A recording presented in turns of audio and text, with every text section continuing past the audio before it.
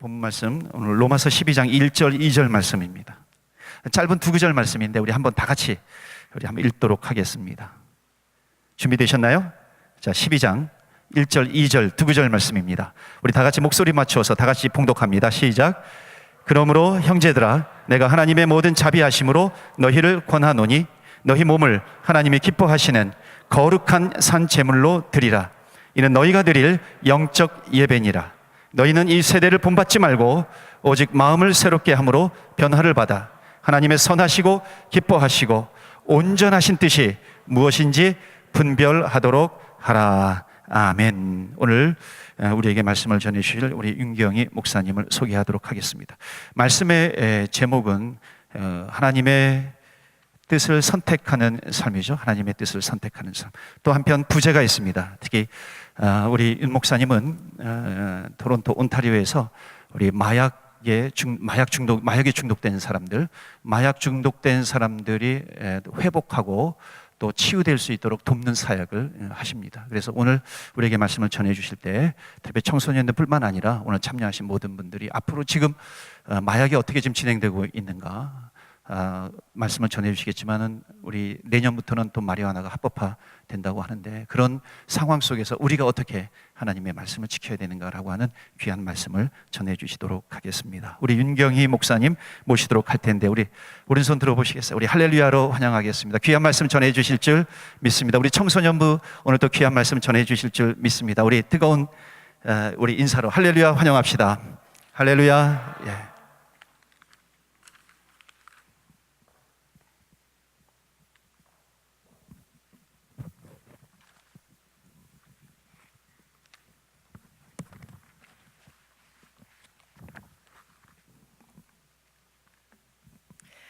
할렐루야. 몬트리올 한인감리교회에서 하나님을 사랑하시는 우리 귀한 성도님들과 또 청소년부 헌신 예배를 함께 드릴 수 있도록 허락하신 하나님께 감사를 드립니다. 부족한 후배를 부르시고 단위에 세워주신 고영우 목사님께 감사의 인사를 드립니다. 목사님 그 선배님이시긴 하지만 저보다 한참 선배님이시고 동아리 선배님이셔서 제가 하늘 같은 분이십니다. 아주 가까이에 있는 이런 분이 아니라 참 높으신 선배님이십니다. 또 함께 예배하면서 우리 하나님을 향한 간절한 기도와 소망을 함께 나눌 수 있도록 참여해 주신 여러 성도님들께도 감사를 드립니다. 제가 아직 캐나다에 온 지 1년이 되지 않았고요. 12월 22일이 되어야 1년이 됩니다. 그래서 오늘 목사님께서 저를 부르신 목적에 합당하게 설교를 잘 할 수 있을지 많이 망설여지고 고민도 되어서 많이 주저했습니다. 제가 할 수 있는 한 지난 6개월, 제가 6월부터 토론토 나눔선교회 사역을 시작했는데요. 그때부터 보고 듣고 배운 바를 마약과 관련된 이야기들을 여러분과 함께 나눠보려고 합니다. 저는 지난 6개월간 마약 중독자와 청소년과 그 가족을 위한 사역을 준비하면서 기도해 왔습니다. 청소년들과 그들의 가족에 집중하면서 특별히 약물로 인해 어려움을 겪고 있는 이들을 돕고자 약물에 대해서 공부하였고 약물로 인해 고통받는 이들을 만나면서 지내왔습니다. 앞으로도 계속 공부를 하게 되겠지만 6개월이 지난 지금도 전혀 마약에 대해서 알지 못한다고 말씀드리고 싶습니다. 그냥 머리로 아는 지식적으로 아는 내용만 가지고는 절대 마약을 알 수 없기 때문입니다. 저희 그 센터의 대표로 계시는 LA의 한영호 목사님께서 이렇게 말씀하십니다. 본인은 22년간 마약을 했고 중간에 자살 시도 끝에 하나님을 만나서 새로운 사람으로 변화되어서 21년째 마약 중독자들의 재활과 치료를 위한 사명을 가지고 사역을 하고 계시지만 일반인이 이 사역을 하기에는 어렵고 불가능하다고 말씀하십니다. 본인은 마약을 했기 때문에 얼굴만 봐도 저 사람이 무슨 마약을 했는지 얼마나 됐는지를 안다고 얘기하십니다. 그런데 저는 마약을 한 사람과 2시간을 앉아서 얘기를 해도 그 사람이 마약을 했는지 안 했는지 전혀 알지 못합니다. 한영호 목사님이 이태원의 길거리를 걸어 다니시는데 한국의 이태원을 걸어 다니시는데 누군가가 길 건너에서 막 뛰어오더랍니다. 처음 하는 말씀이 아저씨 약 필요하시죠? 약을 끊고 20년 만에 갔는데도 여전히 마약하는 사람이 마약하는 사람을 알아보고 아저씨 약하시죠? 약 찾으시죠? 뭐 찾으시나요? 라고 물어봤다는 것입니다. 그만큼 마약이 한 번 인간의 몸에 들어갔을 때 없어지지 않고 끊기 쉽지 않고 해결되지 않는 부분이라고 얘기합니다. 목사님은 21년째, 벌써 20년이 넘도록 마약을 단약하고 중단한 상태이지만 늘 말씀하시기로 나는 오늘까지 마약을 끊은 것 뿐입니다. 내일 다시 할지 모르겠습니다라고 얘기합니다. 실제로 제가 LA에서 만났던 전도사님 13년 전에 나눔 선교에 처음 마약을 하면서 들어왔고 담배와 술까지 완전히 끊은 게 6년 되었는데 함께 사역하던 전도사님은 지난 6월에 선교를 나갔습니다. 술과 담배를 완전히 다 끊고 전도사로 사역을 시작했는데 마약에 무너진 겁니다. 7년, 8년이 지났어도 언제든지 넘어지고 자극할 수 있는 것이 마약이라고 합니다. 그래서 제가 여쭤봤죠. 목사님 도대체 왜 마약을 하나요? 목사님 말씀하십니다. 해보세요. 딴 말은 필요 없습니다. 해보세요. 눈이 확 띄어지고 밝아지고 세상이 확 달라 보입니다. 창세기에 보면 아담과 하와가 선악과를 따먹은 이야기가 나옵니다. 창세기 3장 6절 7절 말씀 제가 한번 읽어드려 볼까요? 여자가 그 나무를 본즉 먹음직도 하고 보암직도 하고 지혜롭게 할 만큼 탐스럽기도 한 나무인지라. 여자가 그 열매를 따먹고 자기와 함께 있는 남편에게도 주매 그도 먹은지라. 이에 그들의 눈이 밝아져서 자기들이 벗은 줄을 알고 무화과 나무 잎을 엮어 치마로 삼았더라. 그 나무를 본즉 먹음직도 하고 보암직도 하고 지혜롭게 할 만하다라고 했고요. 실제로 선악과를 먹고 난 다음에 그들은 그렇게 느껴졌습니다. 마약이 그런 것이라고 합니다. 이런 마약을 과연 우리는 어떻게 해야 될까요? 한번 시작하면 중단하고 멈출 수 없는 마약. 제가 이렇게까지 말씀을 드리면 어떤 사람은 그래 절대로 하지 말아야 되겠구나라고 생각합니다. 그런데 그래? 그럼 나도 한번 해볼까? 생각합니다. 또 어떤 사람은 남들은 다 중독된다지만 나는 중독되지 않을 자신이 있어 라고 하는 쓸데없는 호기로 마약을 시작하기도 한다라고 합니다. 그러나 제가 오늘 이 자리에 선 것은 이 시대를 우리를 무너뜨리려고 하는 사탄의 가장 강력한 계획 중에 하나인 마약을 절대로 하지 말라라고 하는 권면을 드리기 위해서 이 자리에 섰습니다. 흔들리지 마시고 더 깊이 생각하지 마시고 더 관심 갖지 마시고 마약에 대한 모든 생각을 끊으시기를 부탁드립니다. 술과 담배 그것보다 훨씬 더 마약이 나쁩니다. 제가 오늘 그 이야기를 시작하겠습니다. 마약이란 무엇인가, 마약이 하는 역할은 무엇인가를 말씀드리죠. 마약이란 그리스어에서 나코티코스, 무감각, 마비라고 하는 의미를 가진 단어에서 시작되었다고 합니다. 마약은 감각을 둔화시키고 통증을 경감시키는 다양한 물질들을 의미합니다. 인간의 뇌는 온몸으로 연결되어 있어서 생각과 행동, 움직임 이 모든 것이 조직적이고 체계적으로 움직이고 운용되도록 돕는 가장 중요한 기관입니다.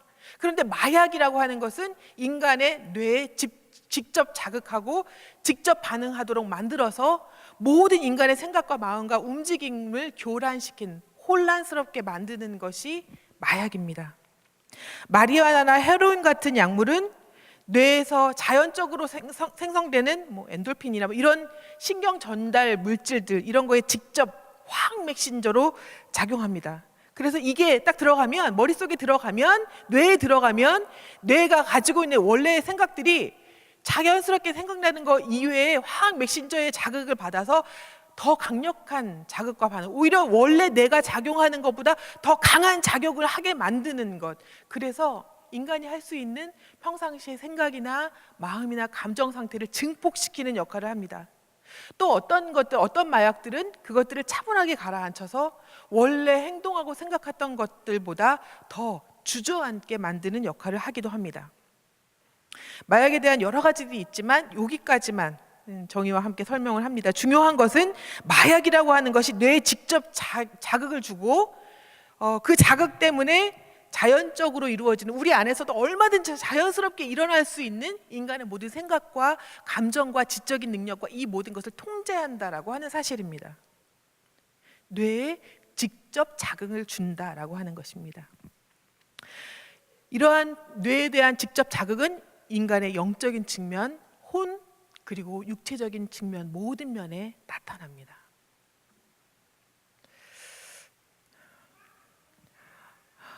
인터넷에서 쉽게 찾을 수 있는 사진입니다. 마약을 시작하고 불과 3년, 4년이 되어서 이렇게 되었습니다. 여러분들도 많이 이런 비슷한 장면을 보셨을 거라 생각됩니다. 이런 장면이 얼마든지 나타나고 나오고 있습니다. 아주 간단하게 제가 마약의 종류와 내용에 대해서 말씀드리려고 하는데요. 사실은 제가 PPT를 준비하면서 저희 남편이 보고 나더니 이거 애들에게 보여줘도 되냐 이렇게 말하더라고요. 여러분 이거 하라고 보여주는 거 아니에요? 이렇게 생긴 거 있으니까 이런 거 이렇게 이용해야 된다라고 보여주는 거 아니에요. 절대로 하지 말라고. 그렇지만 설명과 이해를 돕기 위해서 하는 거예요. 혹시 이런 거 본 적 있나요? 본 적 있어요? 고개를 끄덕거리는 친구도 있네요. 간단하게 몇 가지 종류만 설명해 드릴게요. 이게 이 부분은 조금 길게 얘기할 건데, 마리화나라고 하는 거, 녹차 가루처럼 생겼죠. 내년 1월부터 LA에서, 그리고 이미 미국의 여러 주들이 합법화하고 있는, 그리고 캐나다에서 내년 7월부터 합법화되는 마약 마리화나입니다. 어떤 사람들은 이 대마초, 마리화나를 하면 대마초라고 하는 그건데요. 중독되지 않기 때문에 괜찮지 않냐 이렇게 얘기하기도 합니다. 그렇지 않습니다. 대마초는 한 번 흡연으로 몇 시간 동안 사람의 일상 생활을 불가능하게 하는 뇌에 영향을 직접 미치는 것입니다. 그래서 내년부터 합법화가 되지만 어떤 기초 조항이 있냐면 성인 이상, 그리고 30g까지만 소지할 수 있고, 이것을 하고 난 다음에, 마리화나를 하고 난 다음에 2시간 동안 운전을 할 수 없게 되어 있습니다. 그만큼 자극이 강하기 때문입니다. 그런데 지난 11월에 22살짜리 청년이 이 마리화나를 했는지 모르겠지만 마리화나를 소지한 채로 포로원 하이웨이를 시속 210km로 달리다가 경찰에게 잡혔습니다. 소변 결과를 봐야 알겠지만 보통 10g 단위로 판매되는 이 마리화나의 7g만 가지고 있는 걸로 봐서는 이 사람은 마리화나를 했다라고 판단되어진다라고 경찰이 발표했습니다. 마리화나 3g을 했지만 3g 후에 2시간 이상 혹은 그 이상 일상생활이 불가능합니다. 그렇기 때문에 함부로 사용해서는 절대 안 되는 것입니다. 마리화나는 온타리오주에서는 이미 40군데 이상의 판매하는 업체가 선정되고 있습니다. 그런데 사람들이 데모를 하는 거예요. 컨비니언스에서도 팔게 해달라고, 담배처럼 모든 가게에서 팔게 해달라고 얘기합니다. 왜냐하면 돈이 되기 때문에 그렇습니다. 마리화나가 합법화되는 이유는 LA에서도, 미국에서도, 캐나다에서도 동일합니다. 사용하는 사람이 너무 많기 때문입니다. 고등학교에서 이미 많은 아이들이 하고 있습니다. 제가 저희 집에서 냄새가 나는 거예요. 냄새가 나는데 여러분도 아시는 냄새예요. 스컹크 죽었을 때 나는 냄새 있죠. 그 냄새가 나는데 처음에 사람들이 이게 스컹크 냄새라고 하는 거예요. 그렇지 않습니다. 스컹크는 죽었을 때만 나는 냄새이고 일반적으로 방구를 꼈을 때는 그렇게 냄새가 오랫동안 멀리 많은 사람들에게 자극되지 않습니다. 스컹크 죽었을 때 나는 냄새는 스컹크 냄새가 아니라 실제로 대마 냄새입니다. 고등학교에서도 주변에서도 필리핀 친구들이 종종 사용합니다. 토론토의 어떤 학교들 앞에는 이미 경찰차가 와서 항상 대기하고 있습니다. 그만큼 사용하는 아이들이 많은 이유입니다. 그런데 이 마리화나를 사용하는 것이 더 안 좋은 이유는 그냥 천연 성분의 마리화나만 있는 것이 아니라 거기에 각종 화학약품을 사용하는데 초기에는 1%, 마리화나의 1%만 하다가 지금은 20%, 30%까지 케미칼 작용을 늘려서 뇌에 직접 작용하는 것이 천연 마리화나가 아니라 실제적으로 화학 반응 때, 화학 케미칼 때문에 작용을 일으키도록 만들기 때문에 두뇌에 더 위험하다라고 합니다. 이러한 마약이 내년부터 합법화된다고 합니다. 두 번째, 마리화나 또 하나 담배처럼 이렇게 말아서 피는 것이고요. 세 번째, 우리가 알고 있는 코카인, 이거는 흥분제고요. 자극합니다. 뇌의 활동을 막 흥분시키고 자극하는 그런 역할들을 합니다. 마약에 중독된 사람들의 기본적인 특성이 눈이 많이 풀어져 있다라고 하는 건데, 이걸 하면 눈이 풀어져 있기도 하고 때로는 불면증이 생기기도 하고 잠을 못 자고 먹을 것을 제대로 못 먹기도 합니다. 근데 불면증이 생기면 또 잠을 자기 위해서 수면제를 먹습니다. 수면제도 역시 아주 미량이지만 마약 성분이 들어 있습니다. 그러다 보니까 불면증이 생기고 다시 수면제를 먹고 불면증이 생기고 수면제를 먹고 마약 성분은 지속적으로 몸에 쌓이게 되는 것이죠. 이렇게 코로 흡입하고요. 그 다음에 스피드라고 하는, 스피드인가요? 크랙인가요? 크랙이라고 하는 것은 그냥 천연 약물에 케미칼을 사용해서 싸게 값싼 코카인으로 만든 것입니다. 그 다음에 스피드라고 하는 메스암피타민, 우리들이 알고 있는 것은 히로뽕 필로폰이라고 얘기하는 이런 것입니다. 이거는 여러 가지 화학물질을 합성해서 만든 거예요. 그러니까 제가 집에서 사용할 때 아이들을 위해서 음식을 만들 때 절대로 조미료를 사용하지 않아요. 왜냐하면 가장 인간에게 좋은 거, 우리 사람에게 좋은 음식을 만들기 위해서 화학 조미료 땡원, 땡땡마 이런 거 사용하지 않거든요. 알아들었죠? 가장 천연적인 것만을 사용해요. 그런데 이거는 천연적인 재료가 전혀 들어있지 않은 화학 성분만으로 인간의 뇌와 두뇌를 자극하고 때로는 흥분시키고, 동공이 눈이 확대되고 사람의 정신이 흥분이 되고, 이게 너무 많아져서 생각이 많아져서 여러 가지 환청과 환각이 들기도 하고, 그 환청과 환각이 실제처럼 믿기도 하고, 아니 실제처럼 믿기도 하고가 아니라 완전히 실제라고 생각해서 의처증, 의부증, 편집증 이런 모든 정신 착란까지 일으키는, 생각을 너무 많이 하게 해요. 제정신이 아닌 상태로 살게 만들어요. 근데 이거를 청소년들이 많이 해요. 왜냐하면 값이 싸기 때문에요. 처음에 친구들이 들 때는 한 알 두 알 그냥 줘요. 그런데 얘가 중독이 되기 시작하면 한 알 두 알이 10불, 20불이 되고 50불, 100불이 됩니다. 그러면 아이들은 처음에는 이걸 사서 사용하다가 나도 내 친구에게 팔아서 돈을 벌어서 내 약을 사려고 합니다. 그러다 보니까 이 중독은 나의 가장 친한 친구를, 가장 사랑하는 친구에게 약을 나눠주는 그런 것이 되기도 하고, 약을 사용하기 위해서, 약을 사기 위해서 부모님과 집안에 있는 물건들을 하나둘씩 가져다가 팔기도 하는 아주 위험한 일들이 됩니다. 이 메스암페타민, 스피드, 히로폰, 필로폰 이 약은 다른 약물 혹은 알코올과 함께하면 배가 되고 증폭됩니다. 사람이 완전히 맛이 가는 거죠. 그런데 그 증상을 즐기기 위해서 합니다. 왜냐하면 보통 마약은 한 번 처음에 하게 되면 5시간 정도 지속되는 효과가 있어요. 그런데 하면 할수록 그 시간이 점점 줄어들어서 나중에는 2분, 3분마다 한 분씩 약을 찾게 되고 마약을 하게 돼요. 경구투여를 하고 뭘 하건 간에 점점 더 많이 하게 되죠. 마약과 관련된 내용들 얘기하면서 또 나오는 거, 헤로인이 있는데 이거는 좀 비싸요. 값이 비싸요. 주로 주사를 통해서 투약하기 때문에 그렇습니다. 그런데 마약을 하는 사람들의 특징 중에 하나가 이걸 나 혼자 하지 않고 여러 명이 같이 해요. 같이 하는데 주사기 하나 가지고 5명, 6명의 친구들이 모여서 같이 해요. 근데 그걸 같이 하면서 나에 있는 염증이, 나에 있는 질병이 친구에게로 서로 물려가는 거예요. 심지어는 에이즈까지도 전염됩니다. 이 염증이 얼마나 심해지는지 나중에는 여기에 생긴 염증이 인터넷을 찾아보시면 알겠지만 완전히 새카맣게 살이 썩어 들어갈 정도로 하는데도 이것을 멈출 수가 없어요. 멈추지 못하고 계속해요. 그런데 제가 만난 친구는 키 크고 너무 잘생긴 친구예요. 마약을 최대한 줄이기 시작한 지 1년 8개월 됐고 헤로인을 멈춘 지 1년 8개월 됐다고 얘기했어요. 그런데 그 친구의 손등에 엄청난 염증, 그 상처 자국이 있었어요. 제가 뭔지 몰라서 물어봤어요. 주사바늘 자국이 염증이 생긴 거예요. 이 주사바늘은 5년 이상 갑니다. 절대로 쉽게 없어지지 않습니다. 두뇌에만 자극을 하는 것이 아니라 몸의 상처도 오랫동안 남기는 것이 주사로 인한 것입니다. 밴쿠버에 주사소가 4군데 있어요. 그리고 토론토에도 지난 8월부터 이게 생기기 시작했어요. 마약을 해도 되는 건가요? 마약을 하는 사람들의 인권을 보장한다라는 명목 하에 많은 청소년들이 마약은 해도 되나 보다, 나라에서도 마약을 할 수 있도록 이렇게 권장해 주네 라고 생각합니다. 절대 그렇지 않습니다. 마약은 해도 되는 것이 아닙니다. 한 번 시작하면 끊을 수 없는 것입니다. 죽지 않기 위해서는 끊어야 하지만 죽어도 끊을 수 없는 것이 마약이라고 합니다.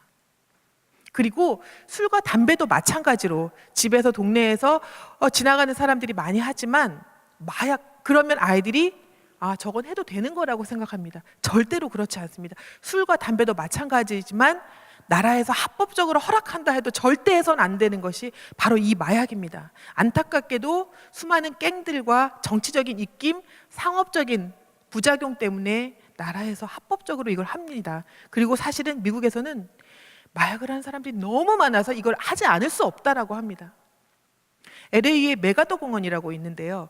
거기에서 메가더 공원에서 얼마 전에 물에서 너무 썩은 냄새가 나서 큰 호수가 있는데 물에서 너무 썩은 냄새가 나서 그 물을 완전히 호수에 있는 물을 완전히 꺼내고 거기 이 호수에 있는 물을 다시 한번 가는데 거기서 시체가 38구가 나왔습니다. 거기는 뭐 하는 곳이냐면 그 공원 전체가 통째로 마약하는 사람들이 모여 있는 곳이었습니다. 경찰과 군인 2,000명이 출동해서 거기에 있는 모든 사범들을 다 내보냈습니다. 38명의 시체가 나왔다는 건 거기서 마약을 하고 거기서 죽어갔다는 걸 의미합니다.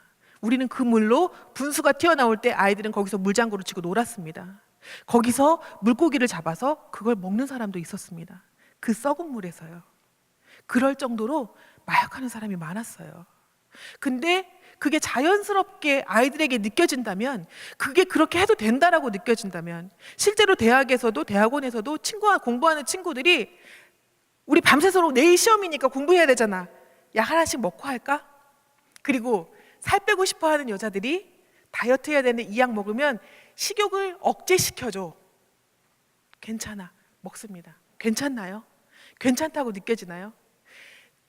저희 어머니의 평생 소원이 제가 정상 체중이 되는 거예요.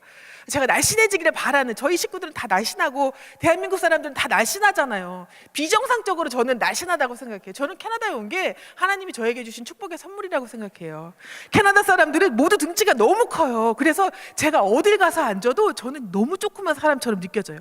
아시아 사람들을 제외하고. 그런데 제 주변에 있는 많은 사람들이 저에게 살 빼는 약을 권면했습니다.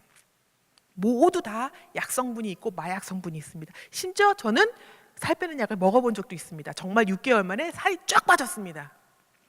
대단했어요. 근데 어떤 일이 생겼냐면 제가 몸을 긁잖아요. 간지러워서 면역력이 약해져서 몸을 긁었는데 온몸에 두드러기가 나기 시작하는 거예요. 약성분이, 제가 그래도 그나마 건강한 상태였기 때문에 약성분이 그렇게 많이 과다하게 들어왔을 때 제 몸으로 증상이 나타나는 거예요. 그런데 제가 만일에 마약을 더 많이 했으면 더 많이 그 약을 찾았을 거고, 밥을 먹을 때마다 그 약을 먹었어야 했을 거고, 그 증상은 제가 느꼈던 것보다 훨씬 더 강력하게 나타났을 것입니다. 뚱뚱하신, 저보다 뚱뚱하신, 혹은 내가 뚱뚱하다고 느끼는 어떤 여자분도 살 빼는 약을 먹지 마시기 바랍니다. 다 마약 성분이 들어있습니다. 제가 마약과 관련된 이야기를 몇 가지 더 하면서 우리가 알고 있는 엑스타시, 물뽕, 엑스타시, 물뽕 이런 건데요. 우리가 알고 있는 것처럼 성적인 충동을 자극시키는 겁니다. 성적인 충동을 자극시킨다는 것은 무엇이냐면 내가 저 사람과 행복하게 관계하기 위해서 하는 것이 아니라 저 사람을 이용해서 성관계를 하기 위함입니다. 실제로 이 약들은 GHB, 그다음에 물뽕, 엑스타시라고 불리우는 이 약들은 클럽이나 그런 데서 많이 통용되고 있고요. 사실은 강간을 위한 목적으로 사용되어집니다. 이 약을 잘못 먹으면 먹은 자리에서 바로 쓰러지고, 정신은 아련히 뭔가 있는 것 같지만 실제로 나에게 일어나고 있는 이 일을 멈출 수가 없고 저지할 수 없습니다. 말할 수 없고 외칠 수 없고 손으로도 막을 수 없습니다. 내 모든 것이 멈춰버린 상태가 됩니다. 그래서 도둑질, 강간, 이 모든 것의 범죄의 대상과 표적이 되고 맙니다. 그만큼 위험합니다. 그런데 더 중요한 것은 이것을 사용해서, 마약이 중요한 것은 어떤 것이냐면요, 마약을 하고 난 다음에 마약 상태에서, 마약이 하이로 되어 있을 때, 취해 있을 때 있었던 상태에서 있었던 모든 것들이 또렷하게 기억난다는 거예요. 어떤 사람들은 변태적인 성행위를 하기 위해서, 성적인 자극을 위해서 이 약물들을 이용하는데 약 기운이 떨어지고 나면 그것이 분명하게 기억난다는 거예요. 그래서 그 수치심과 죄책감 때문에 그걸 또 잊어버리려고 또 다른 약을 사용하게 된다는 것입니다. 그래서 약은 더 끊을 수 없는 그런 것이 되고 맙니다. 마약과 관련된 몇 가지 이야기들을 해보려고 합니다. 첫 번째, 마약 중독과 알코올 중독은 같은 것이다. 여러분, 같은 것이라고 생각되나요? 모든 중독은 같은 것이라고 생각되나요? 마약이 중독이 되면 사실은 술에 중독되었을 때와는 확연히 다른 증상들이 몇 가지 나옵니다. 술에 취해서 정신이 이상해지면, 정신이 나가지면 술에 취해서 있었을 때 일어난 현상들은 알지 못하고 깨닫지 못하는 경우가 많습니다. 어떤 분은 이렇게 해요. 동동주를 한참 많이 마셨는데 일어나는 순간 기억 안 나서 눈을 떠보니까 호텔에 있더라. 그 사이에 있었던, 술에 취해 있을 때 있었던 기억은 전혀 나지 않는 겁니다. 그런데 마약은 먹어서 하이 상태가 있고, 하이 상태가 취해 있는 상태가 있으면 모든 내용들이 다 기억이 됩니다. 다 기억나고 깨어나서도 분명히 또렷하게 남아 있습니다. 때문에 술 취해서는 사실은 사람들이 막 폭력적으로 행하고 막 소리를 지르고 혹은 어떤 일을 하더라도 깨어나고 난 다음에 기억이 안 나요. 그러니까 그 다음에 또 술을 마시는 거예요. 그런데 마약은 그런 상태에서 했었던 모든 행동들이 다 기억이 나요. 수치심 때문에 다시 마약을 하게 됩니다. 마약과 술이 중독되는 상황 내용도 달라집니다. 술은 마시고 나면 처음에는 많이 마셔야 취하지만 중독이 되면 나중에는 조금만 마셔도 술 기운이 돌아서 제정신이 아닌 상태가 됩니다. 그런데 마약은 한 번 하면 그 약 기운이 5시간 갑니다. 그런데 처음엔 5시간 가던 것이 점점 빨라지고 또 하고 싶어져서 나중엔 2, 3분마다 하고 싶어지게 됩니다. 증상과 현상이 너무나도 다르게 되는 것이죠. 사람마다 차이가 있긴 하지만 마약의 현상과 내용이 상당히 달라집니다. 마약이 어떻게 나타나는지 볼까요? 마약 중독은 영적으로, 신체적으로, 정서적으로 굉장히 다른 특징들을 보여줍니다. 어떤 사람은 사람마다 나는 음악적으로 더 깊은 관심, 감성을 느끼고 싶어. 나는 신체적으로 아주 튼튼한 근육과 이런 걸 갖고 싶어. 어떤 사람은 나는 아주 창조적인 미술 활동, 예술 활동을 하고 싶어 생각하는 사람이 있는 반면에 어떤 사람은 나는 지적으로 모든 기억과 생각과 논리적이고 합리적인 생각들을 더 잘하고 싶어. 어떤 사람은 나는 그리스도 홀릭으로 예수님을 더 잘 믿고 하나님의 음성을 듣는 깊은 곳에까지 들어가고 싶어. 그 모든 곳에서 사람이 원하는 대로 마약의 증상이 나타납니다. 심지어는 하나님을 열심히 믿는 영적인 사람에게까지 마약이 들어가면 작용을 합니다. 제가 LA의 그 센터에 갔을 때 만난 친구가 하나 있었는데요. 그 친구가 저를 찾아와서 얘기를 합니다. 자기는 38년 전에 미국에서 태어나서 한 번도 한국을 가본 적이 없고 한국말을 잘 하지 못합니다. 그런데 하나님께서 자기가 마약을 하는 중에 자기에게 하나님의 음성을 들려주셨다는 거예요. 대한민국의 통일을 위해서 네가 가서 일해라 라고 말씀하셨다는 거예요. 한국말 잘 해보자. 한국말 잘하지 못하고 한국을 한 번도 간 적이 없고 한국을 갈 수도 없을 만큼 자기 형편이 좋지도 않아요. 한국의 정치적인 상황이나 모든 것은 아무것도 몰라요. 그렇지만 자기의 모국인 한국에 가서 일하라고 하나님 말씀하셨다는 거예요. 성경을 들이대면서 저에게 수없이 많은 이야기들을 이렇게 말씀하셨다고 얘기합니다. 제가 그 아이가 이야기하는 모든 것들에 대해서 다시 아니야. 그거는 그렇지 않아. 그런 뜻이 아니야. 다시 설명해 줍니다. 이틀간을 꼬박 그 친구는 저에게 찾아와서 자기가 들은 하나님의 음성과 메시지에 대해서 얘기했습니다. 그런데 하나님께서 수도 없이 마약을 먹을 때마다 주시는 그 음성, 마약에 취해서 들은 음성, 실제적으로 살아있는 하나님의 음성이 아닙니다. 착각하면 안 되는 겁니다. 지적으로도 굉장히 놀란 일 중에 하나가요. 어떤 사람이 공부를 하기 전에 약을 먹으면 자기가 공부하고 했던 게 논리적인 과정이 한꺼번에 쭉 보인다는 거예요. 이런 얘기 했다가 또 공부 잘하고 싶어 하는 친구가 저 그 약이 뭔지 깊이 좀 소개해 주세요 이러면 어떡하죠? 난 몰라요. 어떤 건지 몰라요. 그런답니다. 어떤 사람이 이렇게 얘기하더라고요. 나는 밴드인데 음악을 듣는데 자기는 기타를 너무 잘 치고 싶었다는 거예요. 근데 약을 딱 하나 먹었는데 밴드의 음악 연주하는 전체 중에서 내가 듣고 싶어하는 그 기타의 선율이 완전히 그것만 집중해서 들렸다는 거예요. 초집중 상태로 들어가도 된다는 거예요. 약 먹으면 안 된다 얘들아. 너네들 먹으라고 얘기하는 거 아니야. 이렇게 한 사람의 뇌에 작용해서 그것을 그 뇌가 할 수 있는 모든 역할을 최대한 증폭시켜서 나타내 줍니다. 그러니까 그게 실제인 거라고 생각하고 이게 지속되기를 원하는 마음으로 계속 약을 하게 되는 거예요. 그런데 하나님이 우리에게 주신 이 인간의 몸은 늘 한계가 있기 마련이에요. 생각도 지적인 능력도 육체적이고 신체적인 모습도 늘 한계가 있어요. 제가요, 여러분이 보기에 아무리 30대처럼 젊어 보이고 이뻐 보이지만 전 40대거든요. 제가 40대에 할 수 있는 제 신체적인 능력이 있어요. 저는 옛날에 제가 여기 애들만 할 때 18살 때 100m를 15초 8에 달렸어요. 얼마나 잘 달렸겠어요. 기가 막히잖아요. 그런데 제가 30살이 되었을 때 35살이 됐을 때 그때 생각하고 유치원에서 하는 애들 엄마들 달리기에 최선을 다해서 달렸다가 엄청나게 깨졌어요. 완전히 큰 대자로 뻗었거든요. 근데요 지금은요 4발짝 다리면 다리가 삐걱해요. 절대로 달리지 않습니다. 인간의 신체가 가지는 특징이 그렇습니다. 그런데 그 한계를 약물로 지나치게 극대화시키려고 하면 큰일 납니다. 그리고 그 맛을 보게 되면 자꾸 그렇게 하고 싶어집니다. 그러나 그것은 오래가지 않습니다. 내가 순간적으로 누리고 싶은, 내가 지적으로 신체적으로 누리고 싶은 그 욕망을 약을 통해서 이용하면 절대로 오래가지 않고 오히려 더 깊은 수렁으로 빠지게 된다는 것을 기억하시기를 바랍니다. 또 한 가지 우리가 그 다음에 기억해야 할 마약에 대한 얘기를 들어볼까요? 마약하는 사람은 모두 노숙자일까요?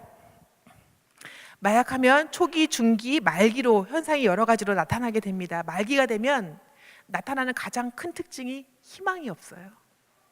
오늘 하루 단 한 번 약에 취해서는 2분, 3분의 내 인생의 모든 것을 걸고 싶어요. 돈을 팔고 무엇을 팔아서라도 내가 이 3분의 쾌락을 느끼고 싶어 해요. 그래서 노숙자들이 많긴 합니다만 실제적으로 그렇지 않고 마약을 하는 가운데서도 일상적인 생활을 그대로 사는 사람이 있습니다. 제가 만난 목사님 22년 동안 마약을 했지만 일상적으로 살았습니다. 그런데 내 일상적인 삶 속에서 화장실을 가서 바깥에 나가서 약을 하고 싶은 충동이 더 자주 느껴지는 겁니다. 그래서 이거를 멈출 수가 없는 거예요. 마지막에 자살을 통해서 자살해서 총을 쐈는데 하나님이 살려주셔서 내가 살았다라고 얘기하기 전까지는 마약을 끊임없이 할 수밖에 없었고 마약 외에는 어떠한 희망도 발견하지 못했다라고 얘기합니다. 마약 말기가 되면 희망 없음입니다. 노숙자가 되는 것, 겉으로 보이는 모습이 아니라 실제적으로 희망 없음이 가장 큰 인간에게 나타나는 문제입니다. 한번 시작하면 끊을 수 없고, 그리고 또 우리가 알고 있는 것보다 마약 한다라고 하는 사실이 알려지면 그땐 이미 초기가 아니라 중기, 말기로 넘어갑니다. 마약은 사람이 큰 죄에 빠지게 하는 것이다. 마약을 하면 인간의 모든 성격이 자기가 원하는 성향대로 나타납니다. 그래서 마약 때문에 죄가 나타나는 게 아니라, 마약을 해서 죄를 짓게 되는 게 아니라 마약을 멈추면 금단 현상 때문에 더 많은 죄를 짓게 됩니다. 마약을 한 상태에서는 인간의 죄성이 고스란히 드러나는 것뿐입니다. 그것은 원래 죄를 안 짓던 사람이 짓는 게 아니라, 원래 착했던 애가 죄를 짓는 게 아니라 그 안에 있는 죄성이 드러나는 것입니다. 하이 상태에서는 모든 생각도 감정도 지식도 사라진다. 그대로 남아 있습니다. 또렷하게 기억됩니다. 아까 말씀드렸던 것처럼 마약은 남성보다 여성이 더 쉽게 중독될 수 있다라고 한다면 다이어트 때문입니다. 그래서 확률이 더 많다고 합니다. 그리고 여성은 더 감성적이어서 치료도 재활도 어렵습니다. 왜냐하면 마약하는 사람들 중에 가장 큰 특징 중에 하나가 성적인 유혹과 충동을 이기지 못한다는 것입니다. 그래서 마약을 하고 마약을 끊기 위해 노력하면서도 연애를 계속해요. 사랑을 계속해요. 근데 문제는 우리 항상 그렇잖아요. 술 먹을 때도 마찬가지지만 기분이 좋으면 술 마시고 기분이 나쁘면 술 마시고, 그게 사람들의 특징이잖아요. 약을 하는데도 두 여자친구 남자친구 같이 있으면 둘이 싸우면 싸웠으니까 약을 하고, 둘이 사이가 좋으면 기분이 좋으니까 약을 하고, 따로 있으면 외로우니까 약을 하고, 같이 있으면 같이 있으니까 기뻐서 약을 하는 게 약이라고 합니다. 여성은 여기서 내 의지를 갖지를 못한다는 게, 남성들은 그래도 이성적이라서 이게 맞는 얘기인지 모르겠는데 하여간 그렇게 얘기를 합니다. 이렇게 여러 가지로 마약에 대한 얘기를 했는데요. 중요한 것은 마약을 하면 우리 아이들은 어떻게 달라지는지, 부모님들은 마약하면 어떻게 우리 아이가 마약을 하는지 안 하는지 어떻게 알 수 있는지입니다. 우리 친구들도 이 내용을 보면서 혹시 내가 저런 거, 내 친구 중에 저런 친구가 있나 한번 생각해 보시기 바랍니다. 내용은 제가 빠르게 읽고 지나가도록 하겠습니다.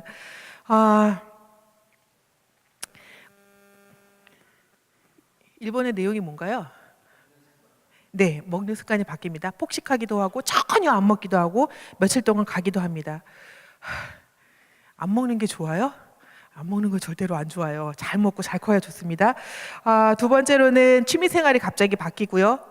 담배, 술 등에 지나치게 매달립니다. 왜냐하면 마약하지 않는 순간 동안 참을 수 없기 때문에, 조금도 참을 수 없기 때문에 그렇게 매달립니다. 갑자기 잠을 많이 자거나 밤을 새우기도 하고, 어쩔 때는 어떨 때는 마약 성분 때문에 며칠 동안 죽은 듯이 잡니다. 12시간 자는 게 아니라요. 이틀, 3일 연속으로 계속 잡니다.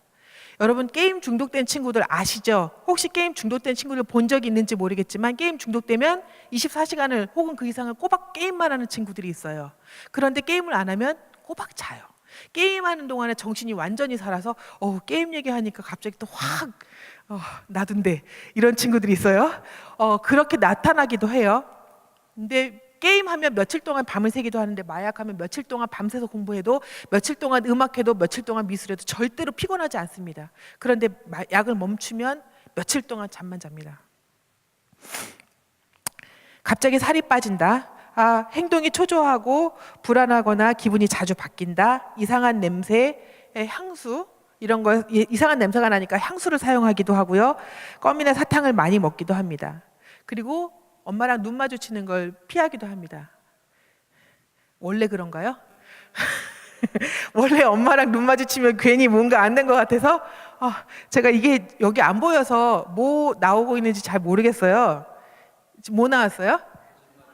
네, 거짓말을 많이 합니다. 마약하는 아이들의 기본적인 특징들은 돈이 필요하기 때문에 거짓말을 많이 하기도 하고 뿐만 아니라 약을 하면 정서적으로 멘탈에 이상이 생기기 때문에 이게 실제인지 아닌지 알지 못해서 거짓말을 합니다. 이거는 일부러 거짓말을 하는 게 아니라 이게 사실이라고 믿기 때문에 그렇게 말하는 겁니다. 끝까지 웃깁니다. 절대 포기하지 않습니다. 거짓말이라고 생각하는 게 아니라 그게 진심이라고 생각합니다. 뇌에 이상이 생겨서입니다. 그런데 우리 마약하지 않는 애들이 하는 거짓말은 진짜 거짓말입니다. 부모님들은 이걸 아셔야 합니다. 때로는 나 어제 일찍 잤어 하지만 새벽까지 하고 뭐 이런 여러 가지 수없이 많은 거짓말. 중요한 거는 마약하지 않는 아이들의 부모님이라도 우리 아이들의 거짓말을 알고 계셔야 된다는 사실은. 왜냐하면 그게 관심과 사랑의 표현이 될 수 있고 그걸 통해서 우리 아이가 잘못 나가는지 아닌지를 부모님들이 파악하고 알아야 되기 때문입니다. 또 어디 나왔죠? 돈을 많이 쓰는 건 당연히 그렇겠죠. 그다음에 집 밖에서 많이 자고 늦게 들어오거나 외출이 잦다. 호치무니에서 풀, 하얀 가루, 비누 조각 같은 것이 많이 나타난다. 요즘에는 비누 조각 안 나타나고 요즘에는 그 세제 같은 거 안 나타나는데 옛날에는 세제를 마시기도 했다고 합니다. 세제를 어떻게 마실까 싶지만 그렇습니다. 눈이 자주 충혈되어 안약을 자주 사용한다. 그리고 눈을 제대로 사용하지 못하고 마음껏 왜냐하면 내 뇌가 내 눈알을 제대로 관장하지 못하기 때문에 그렇습니다. 실제로 마약과 관련된 동영상을 보면 눈알이 동공이 확대되는 게 나오는데 약을 먹으면 그렇게 나타난다고 합니다. 유리 파이프, 쿠킹 오일, 담배 많은 종이들이 발견된다. 혼자 있고 싶어하고 자기 방을 지나치게 더럽힌다. 원래도 우리 애가 더럽혀요 하는 아이가 있죠. 그렇죠? 제가 나눔 선교에 가서 느낀 것 중에 하나가 목사님이 말씀하시는 것 중에 하나가 세상에 어떻게 여기 와 있는 애들은 모두 왕자 공주들만 왔는지 잠자고 나서 자기 침대를 자기 자리를 정돈하는 애가 하나도 없었어요. 맞아요. 우리 애들은 모두 다 정돈하지 않아요. 그렇죠? 그런데 마약하면 고개 심하게 끄덕거린다. 그런데 마약하면 그 지저분한 정도가 달라요. 훨씬 더 지저분해요. 부모님들은 우리 아이가 마약을 하든 안 하든 집안을 정돈하고 자기 집안, 자기 살림, 자기 옷을 정돈하는 습관은 반드시 가르쳐 주셔야 합니다. 그렇죠? 네. 그다음에 화장실을 자주 들락거린다. 헤비메탈, 랩 등에 집착한다. 잠잘 때 자주 무서운 꿈을 꾸고 헛것이 보인다. 맞게 넘어갔는지 그래도 거의 들어갔나 보네요. 밤에 잠을 자지 않으며 한 가지 일에 몇 시간씩 몰두한다. 그리고 자주 이상한 전화를 한다. 집안에 물건이나 돈이 자꾸 없어진다. 이런 여러 가지 현상들이 나오면 의심해 보셔야 됩니다. 중요한 것은 이런 현상, 의심되는 현상이 나타났을 때는 마약을 사용하고 있는 초기가 아니라 이미 중기까지 넘어갔고 반드시 전문가의 상의와 도움을 받으셔야 되고 상담을 받으셔야 되는 단계라는 사실을 기억해 두시기 바랍니다. 이와 같은 내용들이 있는데요. 그럼 과연 애들은 왜 마약을 할까요? 왜 마약을 하고 왜 이런 일에 들어갈까요? 제가 이렇게 말씀드리는데도 마약을 하는 아이들이 많이 있고 마약의 유혹을 받는 아이들이 많이 있습니다. 왜 그럴까요? 제가 만난 아이들 중에서 청소년기에 관련돼서 시작한 아이들의 이야기만 3가지로 얘기를 해드리겠습니다. 첫 번째 제가 만난 아이 중에 하나는 부모님이 너무 바빠서 부모님이 힘들어서 아이들에게 관심을 갖지 않았던 아이였습니다.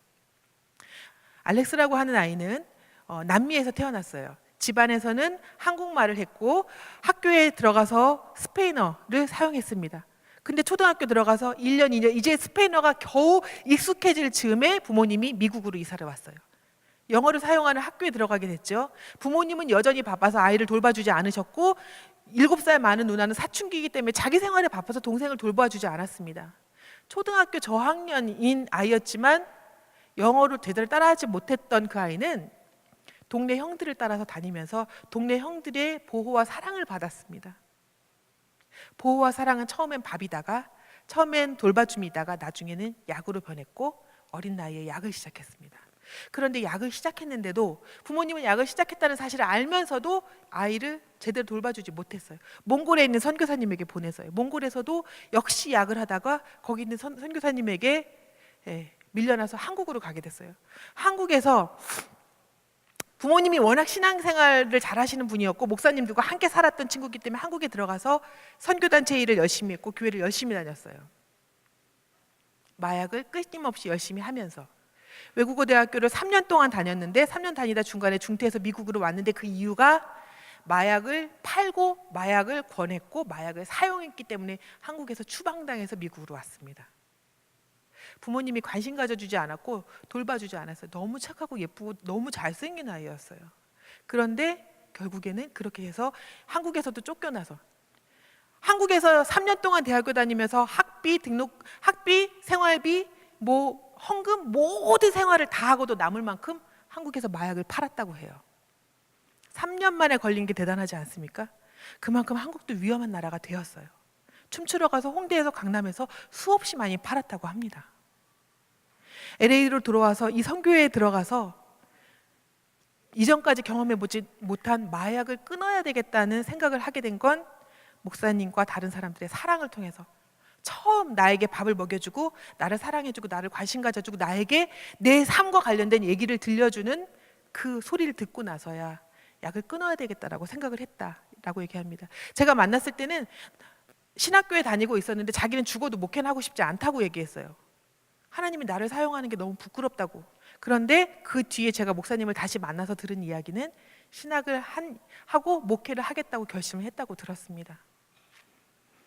이렇게 나처럼 부모랑 함께 살면서도 부모에게 버림받은 것과 같은 삶을 사는 친구들에게 위로가 되고 함께하고 싶고 그 아이들에게 하나님을 제대로 가르쳐주고 싶고 하나님의 사랑을 나누는 삶을 살고 싶다라고 얘기했습니다.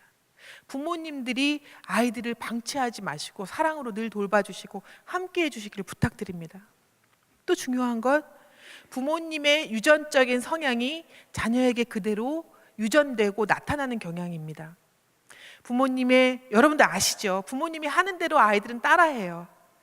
부모님이 편하게 생각하는 술과 담배를 편하게 생각하면 아이들도 술과 담배를 편하게 생각합니다. 부모님이 집에서 안 치우고 지저분하고 이런 게 너무 당연하겠다고 생각하면 아이들도 너무 그게 자연스럽게 그렇다라고 생각합니다. 그런데 제가 만난 친구 중에 하나는 자살 시도를 한 끝에 7시간 만에 위를 통째로 다 끌어내고 위에 있는 모든 것을 다 토하고 난 다음에야 죽지 않고 살아나서 약을 끊어야 되겠다라고 하는 결심을 했습니다. 그 이전까지는 단 한 번도 그런 생각을 해본 적이 없었어요. 그런데 아버지에게서 우울증과 관련된 유전적인 유전인자를 받았어요. 아버지는 엄마랑 싸우고 관계가 안 좋을 때마다 심각한 우울증에 빠졌고 회사에서 직장에서 힘들 때마다 깊은 우울증에 빠졌고 그때마다 총을 들고 나와서 아내와 아이들을 협박했다고 합니다. 그래서 이 아이는 총을 들고 협박하는 자기 아빠를 보면서 부모님을 의지해서는 안 된다라고 생각하고 친구들을 의지하기 시작합니다. 친구들이 술과 담배를 가르쳤고 마리화나를 가르쳤고 그리고 마약을 주었다라고 합니다. 근데 마약을 하고 난 다음에서야 이 친구들과 함께 나누는 위로가 진정한 위로가 될 수 없다라는 사실을 알았다고 합니다. 이 아이도 역시 마찬가지로 태어나면서부터 하나님을 믿었던 사람입니다. 자기 문제를 하나님 앞에서 위로받지 못했고 자기 상황을 하나님 앞에서 해결받지 못했던 아쉬움 때문에 근데 이 친구가 제가 LA에서 만났을 때 다리에 상처를 보여주는데요. 다리에 상처가 이만큼 패여서 불룩 튀어나온 상처를 보여주는 거예요. 무슨 상처니 물더니 자기가 자기 다리를 유리로 긁었다는 거예요. 왜냐하면 남자친구랑 약을 같이 하고 싶은데 남자친구가 약을 같이 안 해준다고 했다는 거예요. 마약에 빠지면 그렇게 됩니다. 이 친구는 LA에 와서 온 지 한 달 만에 자기 짐을 싸갖고 도망가서 나가서 다운타운에 갔대요. 왜 갔냐 뭐냐 그랬더니 약을 너무 하고 싶었다는 거예요. 제가 가서 본 LA 다운타운 그곳은 밤에는 길거리에 걸어 다닐 수 없는 곳이었어요. 깜깜했고 거기에 걸어 다니는 모든 사람들은 마약을 하는 사람이거나 마약을 파는 사람들이었어요. 저는 차를 타고 다녔지만 역시 무서웠어요. 근데 그 여자아이는 10시간 동안 마약을 찾아서 그 다운타운을 헤맸다라고 했고, 결국에는 자기에게 마약을 주는 사람 천막에 들어가서 마약을 마음껏 했다고 얘기했어요. 그런데 5달이 지나고 난 다음에 마약을 끊어야 되겠다는 생각을 처음으로 하고 있었고, 차츰차츰 회복을 위해서 노력하고 있습니다. 여전히 마약을 끊지 못했지만 지금도 노력하는 중에 있습니다. 부모의 기질이 자녀에게, 그 친구가 말하는 것 중에 하나가 그거예요. 우리 아빠도 그래요. 우리 아빠도 이렇게 우울해하고 힘든 일이 생길 때마다 자책하고 자해하고 가족들 앞에서 자해하면서 위로를 받고 싶어해요. 부모님께서 그러한 성향이 있으시다면 먼저 주의 이름으로 하나님의 능력으로 치유와 회복을 경험하실 수 있기를 간절히 바랍니다. 그리고 반드시 상담 받으시고 치유와 회복의 과정을 먼저 거치시기를 부탁드립니다. 세 번째 만난 친구는 부모님의 과도한 기대 때문이었습니다. 제가 만났을 때 4개 국어를 자유롭게 구사하는 아이였고요. 음악, 미술, 체육, 그리고 학교 공부까지 거의 탑이었습니다. 그런데 부모님이 지나치게 아이를 푸시했는데 아이가 약을 한 번 딱 먹었는데 자기가 그동안 공부하고 최고가 되고 싶었던 그 지적인 능력이 최대화되는 걸 느꼈다는 거예요. 그래서 약을 했다는 거예요. 문제는 약을 하면 할수록 그 체화되는 게 너무 두뇌에서 심한 자극을 받아서 한꺼번에 여러 가지 생각이 들리는 거예요. 제가 이 아이를 보는 동안 혼자서 막 웃고 막 깔깔대고 있다가 막 혼자서 막 쭝얼쭝얼 더 거리고 막 이렇게 얘기를 해요. 근데 목사님이 얘야 나가서 우리 시장 보러 갈 건데 같이 갈 수 있니? 아니면 성경 공부를 하다가 질문을 하면 그 질문에 대한 대답을 굉장히 명확하게 그 어떤 그리스도인보다 그 어떤 신앙인보다 더 잘하는 거예요. 도대체 쟤는 왜 저러는 거예요 목사님? 그랬더니 너무 똑똑한 아이인데 약을 해서 머릿속에 너무 생각이 많은 거예요.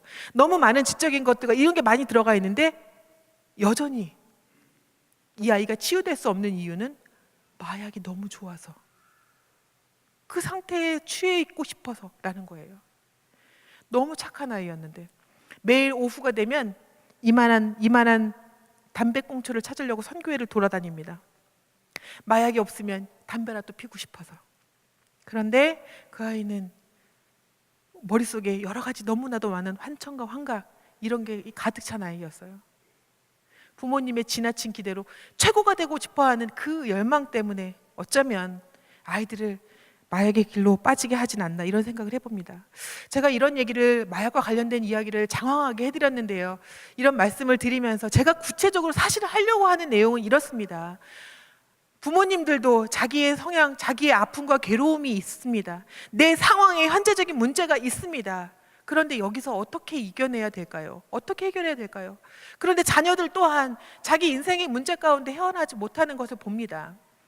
그런데 이러한 문제를 경험하게 되는 가장 중요한 이유는 나를 너무 사랑하기 때문에 내 기쁨과 내 만족과 내 순간의 욕망을 채우고 내 쾌락을 누리고 싶어서입니다. 아니신가요? 그래서 저는 오늘 여러분에게 말씀드립니다. 오늘 성경 말씀을 통하여 우리가 함께 읽었던 것처럼, 그러므로 형제들아 내가 하나님의 모든 자비하심으로 너희를 권하노니 너희 몸을 하나님이 기뻐하시는 거룩한 산제물로 드리라. 우리는 이 일에 우리의 마음과 우리의 생각과 모든 것을 집중할 수 있었으면 좋겠습니다. 내 기쁨과 내 즐거움과 내 쾌락, 내 육체의 만족과 욕망이 아니라 내가 지적으로 어디까지 충만하여져서 누리고자 하는 그것이 아니라 이 지적인 활동이, 이 나의 몸의 활동이, 이 모든 것이 하나님이 보시기에 어떠한 상태인지, 하나님이 기뻐하시는 일을 위하여 온전히 사용되는 일인지를 생각하시고 그 일을 위하여 우리가 나아갈 수 있었으면 좋겠습니다. 너희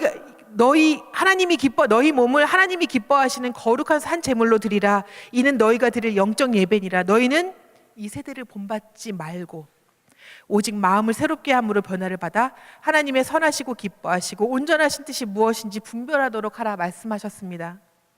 이 세대는 나의 기쁨과 나의 욕망과 나의 충족, 나의 모든 것을 채우면 되는 시대에 우리는 살고 있습니다. 여러분이 살고 있는 삶의 일상은 무엇을 채우기 위한 삶입니까? 그런데 이 세대가 원하는 것이 아니라 우리는 하나님의 선하시고 기뻐하시고 온전하신 뜻이 무엇인지를 분별하고 그것을 따라서 그것을 위하여 사는 삶을 살아야 할 것입니다. 사도 바울은 하나님의 자비하심으로 로마 교회 성도들에게 권면하고 있습니다. 저도 오늘 여러분에게 똑같은 권면의 말씀을 드립니다. 여러분의 몸을, 여러분의 마음을, 여러분의 생각을, 여러분의 모든 것을 여러분이 기뻐하는, 우리의 몸이, 마음이 기뻐하는 것이 아니라 하나님이 기뻐하시는 그 상태로 만들기 위하여 나아가자라고 하는 사실입니다. 하나님의 선하시고 기뻐하시고 온전하신 뜻대로 사는 것은 무엇일까요? 아담과 하와는 하나님의 형상을 따라 지음을 받았고 하나님이 주신 자유의지를 받아서 살았습니다. 그 자유의지는 우리가 가지고 있는 육체적인 이 모든 것을 절제할 수 있게 하기도 하고 혹은 내 욕망을 위해서 마음껏 사용할 수 있게 하기도 하는 것입니다. 이 자유의지가 우리를 절제하게 하나님의 영광을 나타내는 일을 위하여 하나님의 일을 위하여 나를 양보하고 내 것을 내려놓게 할 수 있는 그런 자유의지가 될 수 있도록 여러분도 저도 나아갈 수 있게 되기를 소원합니다. 또 한 가지 우리가 생각하는 것, 하나님이 우리에게 주신 자유의지로 육체의 기쁨과 만족, 쾌락이 아니라 성령께서 인도해 주시는 삶을 살기 위해 노력해야 된다라고 하는 사실입니다. 내가 이르노니 너희는 성령을 따라 행하라. 그리하면 육체의 욕심을 이루지 아니하리라. 우리는 주의 성령의 인도하심과 임재하심을 받아야 됩니다. 그러면 내 마음대로 내 뜻대로 내가 원하는 방식이 아니라 하나님이 원하는 방식대로 살 수 있는 그런 사람이 됩니다. 그래서 우린 날마다 기도합니다. 성령이여 임재하시고 성령께서 우리 안에 거하여 주셔서 나를 다스려 주시고 내 몸을 주님께서 사용하여 주시옵소서. 그렇게 기도하실 수 있기를 바랍니다. 내 마음대로 내 뜻대로가 아니라 주님께서 인도하시고 주님의 성령이 다스려 주시는 거룩한 주의 몸이 될 수 있도록 나를 인도하여 주시옵소서. 또한 우리가 하나님의 선하신 뜻을 위해서 살아가야 될 중요한 것은 내 현재의 상황과 모든 것에 만족하고 기뻐하는 것이 아니라 하나님이 나의 전체 인생 가운데서 원하시는 그 크신 의미, 인생의 사명과 비전이 무엇인지를 바라보고 나아가는 삶을 살아야 된다라고 하는 사실입니다. 예수님께서는 무엇을 먹을까, 무엇을 입을까, 무엇을 마실까 생각하지 말고 염려하지 말고 너희는 먼저 그의 나라와 그의 의를 구하라라고 하셨습니다. 내게 주신 인생의 사명이 무엇입니까? 나의 만족, 내 가정만의 문제를 위한 것이 아니라 하나님이 이 땅과 이 세계 가운데 주의 말씀을 온전히 선포하도록 주신 줄 믿습니다. 어디에 있든지 내게 주신 직업과 사명이 무엇이든지 거기서 그 선자리에서 하나님이 원하시는 뜻을 이루기 위하여 하나님의 나라를 이루기 위하여 그 뜻 가운데 순종하며 살아갈 수 있는 저와 여러분이 되었으면 좋겠습니다. 주님께서는 오늘도 우리에게 그런 힘을, 그러한 은혜를 주십니다. 마약을 끊을 수 있을까요? 없을까요? 사람의 의지와 결단으로는 절대로 끊을 수 없습니다. 심지어 제가 만난 몇몇의 마약 중독자들은 끊을 의지조차 없었습니다. 마약은 오직 하나님의 권능과 다스리심, 만지심만으로만 끊을 수 있습니다. 성령님께서 우리를 위하여 기도하시고 우리를 도우심으로 마약을 멈출 수 있습니다. 마약뿐만 아니라 우리가 하나님보다 더 우선시 여기는 이 세상의 그 모든 것들이 우리에겐 우상이 되고 우리에게 마약이 되면 우리가 기억해야 합니다. 그러나 그 어떠한 마약도 그 어떠한 우상도 하나님의 도우심으로 성령의 인도하심으로 우리가 끊을 수 있는 줄 믿습니다. 그리고 하나님의 선하시고 기뻐하시고 온전하신 뜻을 따라서 우리는 살 수 있는 줄 믿습니다. 그러한 삶을 이 캐나다에서 몬트리올에서 살아갈 수 있는 저와 여러분의 삶이 되길 간절히 소원합니다. 주님께서 오늘도 저와 여러분에게 함께 하실 줄 믿습니다. 우리 옆에 있는 분하고 인사 나누실까요? 함께해서 행복합니다. 하나님이 오늘도 당신과 함께 하십니다. 주님의 성령이 오늘도 당신을 도우십니다. 기도하겠습니다.